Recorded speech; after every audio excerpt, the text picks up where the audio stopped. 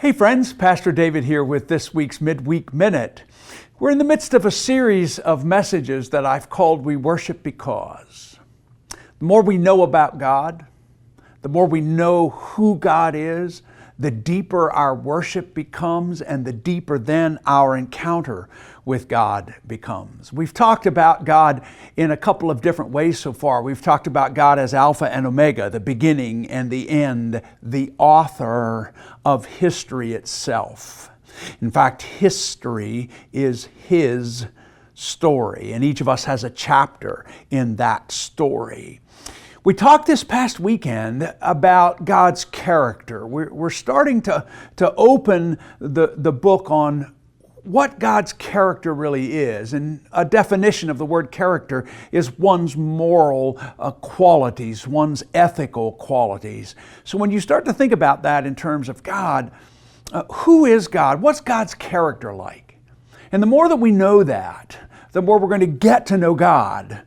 And the more we get to know God, the deeper our worship is going to become. We talked this week about three really interesting words. God is omnipotent, God is omniscient, and God is omnipresent. Three really big theological words that simply mean that God is all-powerful. Omnipotent is all-powerful. God has the ability to do impossible things. When we see barriers, God doesn't see them.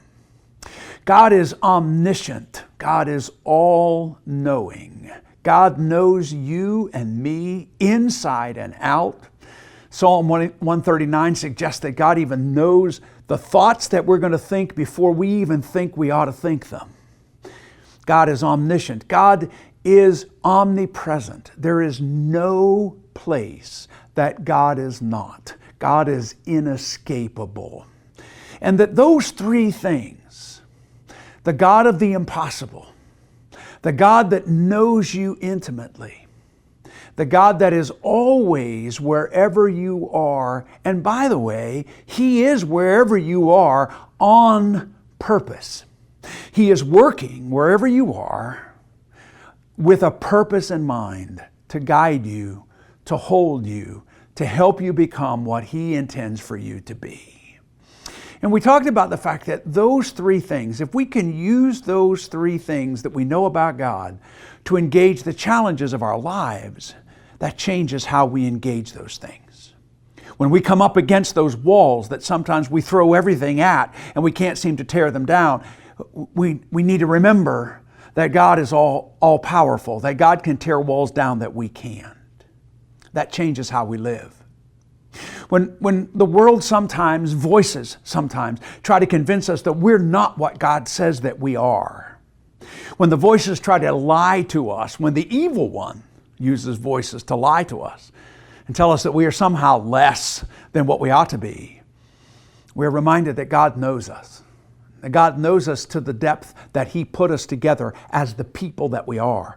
God wired us to be who we are, not who somebody else is. And that can give us courage in the face of the challenges that come to our identity sometimes.